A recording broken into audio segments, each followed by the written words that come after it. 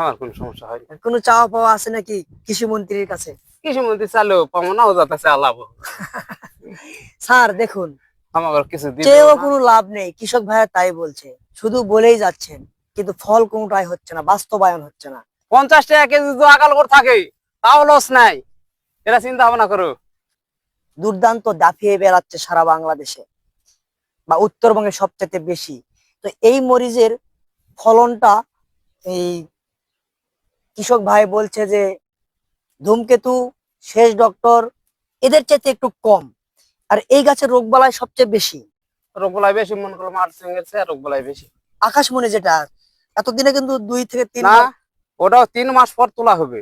আকাশমণির চেয়ে আগে ধরে, তাই হ্যাঁ আগে আসবে। আমি মনে করো 60 দিনের ত্যাগ তোলা হবে, হারভেস্ট করা হবে।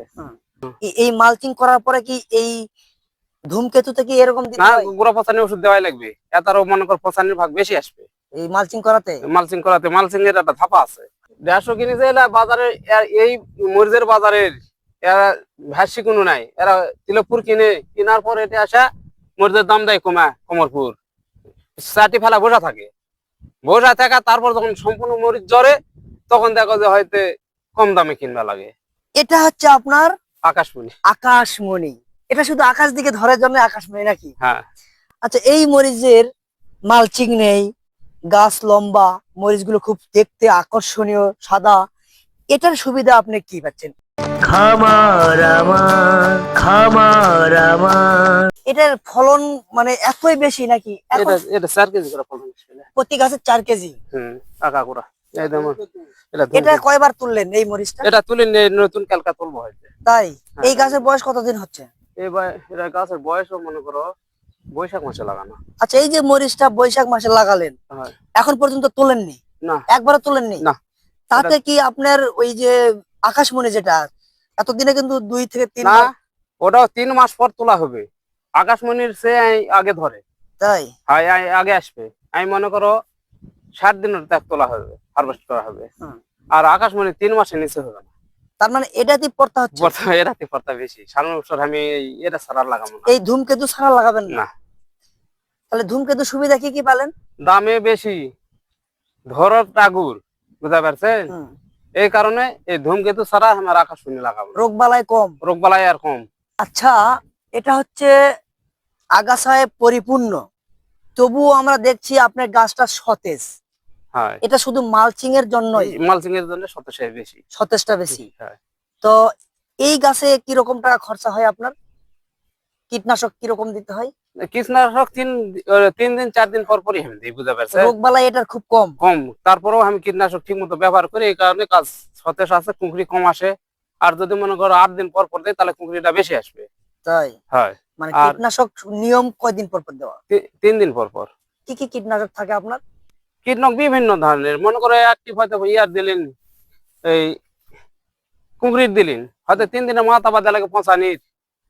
আচ্ছা, আমরা একটা কথা জানতে চাই যে গোড়া পচানির যে কীটনাশকটা দেয়, গোড়া পচানির যে কীটনাশকটা ওই অন্যান্য আকাশমণিতে ছিটাই, এই মালচিং করার পরে কি এই ধূমকেতু থেকে এরকম দিতে না, হয়? গোড়া পচানির ওষুধ দেওয়াই লাগবে, এটারও মনে করো পচানির ভাগ বেশি আসবে এই মালচিং করাতে? মালচিং করাতে। মালচিং এর একটা ধাপা আছে, হ্যাঁ। বুঝতে পারছেন? আর মালচিং এর হিসাব হলো, মালচিং যদি খরা না মাটিতে করা পারেন তাহলে সেটা গোড়া পচানি কম আসে, আর যদি বর্ষার সময় করেন তাহলে গোড়া পচানি বেশি আসে। তাহলে মালচিংটা কোন সময় আমাদের সঠিক সিদ্ধান্তটা নেওয়া উচিত? মালচিং সব সময় করা যাবে, কিন্তু ইয়া করা লাগবে, জমিটা ভালো করে তৈরি করে নেওয়া লাগবে। তৈরি করবে গেলে মনে করো শুকানা পাতত তোমার মালচিং মারা লাগবে, ঝরঝরা শুকনা শুকনা, সেখানে মালচিং বিছাতে হবে। হ্যাঁ, সেখানে মালচিং বিছালে গাছের গোড়াত পচানি কম আসবে। আর যদি মনে করেন জলের মধ্যে বিছান তাহলে ওটা গোড়াত পচানি বেশি আসবে। জলের মধ্যে মিশানো যাবে না? না, জলের মধ্যে ভিজা মাটি বিছানো যাবে না, তাহলে পচানি গোড়া পচানি বেশি হবে। আচ্ছা, আমরা একটু দেখবো এখন আকাশমণির সুবিধা। আচ্ছা, হাঁটো।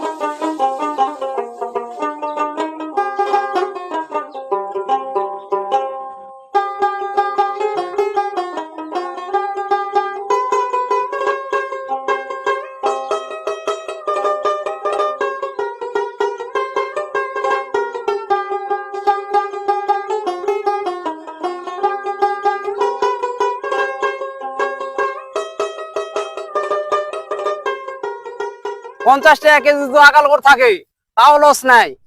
এটা চিন্তা ভাবনা করো। 20 টাকা হলে দেবো। 20 টাকা লস হলে আমার লস নাই, আমি নিজে তুলবো, মানুষে তুলবে না। আচ্ছা, এটা হচ্ছে আপনার আকাশমণি। আকাশমণি। এটা শুধু আকাশ দিকে ধরার জন্য আকাশমণি নাকি? হ্যাঁ, আচ্ছা, এই মরিচের মালচিং নেই, গাছ লম্বা, মরিচগুলো খুব দেখতে আকর্ষণীয় সাদা, এটার সুবিধা আপনি কি পাচ্ছেন? একই সময়ে তো রোপণ করা, না এটা 34 মাসে ফাল্গুন মাসে ওপেন করা। ফাল্গুন মাসে। হ্যাঁ, এটা তাহলে ফাল্গুন এটার ফাল্গুন মাসে, তাহলে এটার ধরনটা কিরকম? এটা ধরনের হিসাবে আমি এখন দেওয়া ভালো না, কিন্তু আমি জানি যে ওই ধূমকেতু স্যার ফলন কম আসবে। এই আকাশমণির ফলন কম। কম আসবে। এটা কয়বার তোলা হলো? না, আকাশমণি এর দুইবার হবে। দুইবারে কত কেজি? এটা কত শতাংশ? এই ভাগটা কয় শতাংশ? 3 ভাগের 1 ভাগ হবে না, বেশি হবে। হ্যাঁ, বেশি হবে, তার মানে 3 টাকাগুলো 1300। 13 শতক। 13 শতক। এই 13 শতকে আপনার কতগুলো গাছ আছে? 13 শতকে গাছ আছে মনে হয় 1300। 1300। হ্যাঁ, আচ্ছা, এই আকাশমণি আপনি দুইবার করলেন নাকি? হ্যাঁ। দুইবার যখন কত টাকা ছিল? 22 টাকা কেজি থেকে শুরু করছি। তারপর 22 শেষ কত দাম পেলেন? শেষ পাচ্ছি 83। 83 টাকা। 183। 183 টাকা। 83 এখন দামের বাজার তো জানেন না। না জানি 100। এখন বাজার বিভিন্ন কোয়ালিটি, আজকে বলে 150 নাকি তাই শুনি। আজকে 150 টাকা। হ্যাঁ, 150 আর টাকা। গতকালকে 150 কিনেছে। এরা বাজারে এই মরিচের বাজারের এরা ভাসি কোনো নাই। এরা তিলকপুর কেনার পর এটা আসা মরিচের দাম দেয় কমরপুর, চাটি ফেলা বসা থাকে। বসা থাকা তারপর যখন সম্পূর্ণ মরিচ জ্বরে তখন দেখো যে হয়তো কম দামে কিনবা লাগে। সুবিধাই মানে ওরা আগেই কিনে না। না, আগে কিনে না। আচ্ছা, এটার সুবিধা কি পাচ্ছেন এই আপনার আকাশমণিটা? এটা সুবিধা এই তো দেখছি যে গাছের কুঁকড়ি আছে। কুকরি, হুম, এটার রোগ বালাই বেশি, এটা বলাই বেশি আর এটার আপনার কীটনাশক বেশি ব্যবহার করতে হয়। হয়। এটা কীটনাশক বেশি ব্যবহার করে লাগছে এবার। তাহলে এই গাছটা একই সময়ে থাকবে নাকি?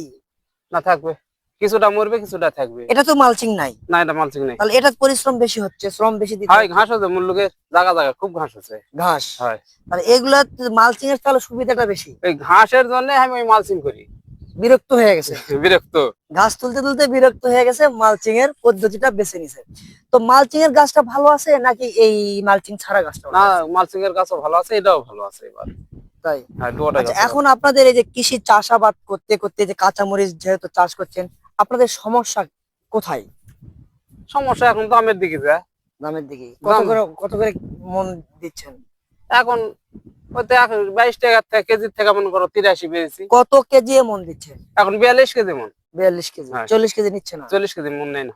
আচ্ছা, তা এখন বর্তমান কৃষি অফিসারের সাথে কি আপনারা যোগাযোগ করেন? কোনো রোগ বালাই হয়তো আপনারা ফেল হয়ে যাচ্ছেন, না, কিছু হবে না, আমি যোগাযোগ করি না। আর করলে ও আসবে না, ওগুলা আদার 3 দিন ঘুরে লাভ নেই। যা করেন ওই এগ্রো ওয়ানে। হ্যাঁ, এগুলো অনেক সাথে করি। আমাদের লোকে সাথে আলোচনা করায়। তো সব গাছই এগ্রো ওয়ান থেকে কিনা না? না, এটা এর কোমরপুরের গাছ। কমলপুর থেকে কিনা? হ্যাঁ। তো এই গাছটা কমলপুর থেকে কিনা। তো আর ওই যেগুলো আপনারা উম, ধূমকেতু, ধূমকেতু, তারপর আপনার শেষ ডক্টর। শেষ ডক্টর, এই গাছগুলো হচ্ছে এগ্রো ওয়ান থেকে কিনা। আর এই যে আপনার আকাশমণি যে মরিচটা দুর্দান্ত দাপিয়ে বেড়াচ্ছে সারা বাংলাদেশে বা উত্তরবঙ্গে সবচেয়ে বেশি, তো এই মরিচের ফলনটা এই কৃষক ভাই বলছে যে ধূমকেতু, শেষ ডক্টর এদের চাইতে একটু কম, আর এই গাছের রোগবালাই সবচেয়ে বেশি। রোগবালাই বেশি, মনে করলো মালচিং এর চেয়ে রোগবালাই বেশি। মালচিং এর চেয়ে রোগবালাই বেশি। বেশি, আচ্ছা, এটাতে যদি মালচিং দেওয়া হয় তাহলে মনে হয় রোগ কম আসবে। মনে হয়? হ্যাঁ। পরীক্ষা করেন? না, পরীক্ষা করিনি। এটা কত বড়? না, গতবার ওটা মনে করো 2 বার ডুবানোতে গাছ নষ্ট করে ফেলেছে। বুঝতে পারছে, ওই জল ঢুকা আর ওটা মনে করো বাড়াও পারেনি মালচিং। তো এখন বর্তমান এই যে চাষবাস করে কেমন আছেন? মোটামুটি ভালো। না কোনো অসুবিধার না। সম্মুখীন হচ্ছেন? আচ্ছা, এই মরিচ চাষ করতে আপনি কি কোনো বিপদের সম্মুখীন হয়েছিলেন এক সময়? না। সুবিধা ছিল সব সময়? সব বিপদ একটাই। বৃষ্টি আসে, বৃষ্টি আসবে তো তখন। কোনো সমস্যা হয়নি আজ যাবত চাষবাস করতে? হ্যাঁ, না, আজ পর্যন্ত না? আমার কোনো সমস্যা হয়নি। কোনো চাওয়া পাওয়া আছে নাকি কৃষি মন্ত্রীর কাছে? কৃষি মন্ত্রী চালেও পাবো না, ও যাতে লাভ হোক। স্যার দেখুন, আমার কিছু দিবে চেয়েও না। কোনো লাভ নেই, কৃষক ভাইয়া তাই বলছে, শুধু বলেই যাচ্ছেন কিন্তু ফল কোনোটাই হচ্ছে না, বাস্তবায়ন হচ্ছে না। আচ্ছা, অনেক তথ্য নিলাম, অনেক তথ্য দেওয়া হলো। তারা শ্রমের মানুষ, শ্রম দিবে, অনেক তথ্য দিয়ে সাহায্য করলেন, সেজন্য অনেক অনেক ধন্যবাদ। আমি একটা প্রত্যাশাই আপনাদের কাছে করি, সবসময় কৃষকের উৎপাদিত ফসলের ন্যায্য ওজন, ন্যায্য মূল্যটা দিতে শিখুন। তাহলে কৃষক ভালো থাকবে, দেশ ভালো থাকবে। কৃষকের উন্নত হবে, দেশের উন্নত হবে। এক কথায়, কৃষক বাঁচলে বাঁচবে দেশ। ভালো থাকবেন সবাই।